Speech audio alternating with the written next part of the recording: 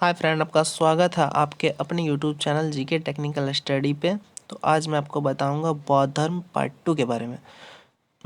Part 1 का पहले ही डाल चुका हूं, पार्ट 2 का आज। ओके, तो चलिए क्वेश्चन की ओर। पहला क्वेश्चन है, कितने वर्ष की आयु में सिद्धार्थ को ज्ञान प्राप्त हुआ? सिद्धार्थ यानी गौतम बुद्ध। इसका आंसर होगा 35 वर्ष की अवस्था में सिद्धार्थ को ज्ञान प्राप्त हुआ था। दूसरा क्वेश्चन है, किस नदी के किनारे सिद्धार्थ को ज्ञान प्राप्त हुआ था? इसका आंसर होगा फल्गु नदी के किनारे ही सिद्धार्थ को ज्ञान प्राप्त हुआ था।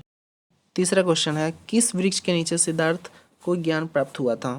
इसका आंसर होगा पीपल वृक्ष के नीचे ही सिद्धार्थ को ज्ञान प्राप्त हुआ था। अगर आप लोग अभी तक इस चैनल को सब्सक्राइब नहीं किए हैं तो जल्दी से जाके इस चैनल को सब्सक्राइब कर दो और बेल आइकन की घंटी दबा के ऑल पे क्लिक कर दो, ताकि आपको ऐसी ही वीडियोस की नोटिफिकेशन सबसे पहले आपके पास जाए। और वीडियो अच्छा लगे तो लाइक, कमेंट और शेयर करना ना भूलें। अब चलिए अगला क्वेश्चन की ओर। चौथा क्वेश्चन है, ज्ञान प्राप्ति के बाद सिद्धार्थ किस नाम से जानेगा? इसका आंसर होगा ज्ञान प्राप्ति के बाद सिद्धार्थ बुद्ध के नाम से जाने गए थे। पांचवा क्वेश्चन, जिस स्थान पे सिद्धार्थ को ज्ञान प्राप्त हुआ था उस स्थान को किस नाम से जानते हैं?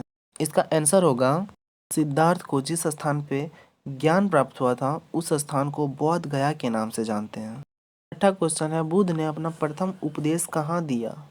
इसका आंसर होगा सारनाथ ऋषिपत्तनम में पहला उपदेश दिया था।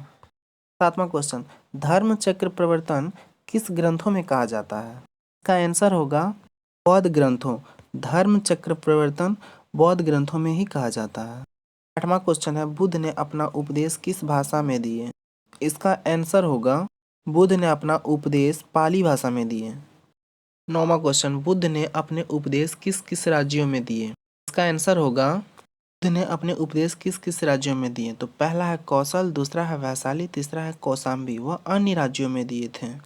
10वां क्वेश्चन है, बुद्ध की मृत्यु कितने वर्ष की अवस्था में हुई, कितने ईसा पूर्व में हुई और कहाँ हुई थी, और उनकी मृत्यु का क्या कारण था? तो इसका आंसर है बुद्ध की मृत्यु 80 वर्ष की अवस्था में 483 ईसा पूर्व कुशीनारा देवरिया उत्तर प्रदेश में हुई थी। और उनकी मृत्यु का कारण था चुंद द्वारा अर्पित भोजन करने के बाद उनकी मृत्यु हुई थी। क्वेश्चन, बौद्ध धर्म के बारे में हमें विशद ज्ञान कहाँ से प्राप्त होता है? तो इसका आंसर होगा बौद्ध धर्म के बारे में हमें विशद ज्ञान विनय पिटक, सूत्र पिटक व अभिधम्म पिटक से प्राप्त होता है। 12वां क्वेश्चन, विनय पिटक, सूत्री पिटक व अभिधम्म पिटक, ये तीनों पिटकों की भाषा क्या है? इसका आंसर होगा ये तीनों पिटकों की भाषा पाली है।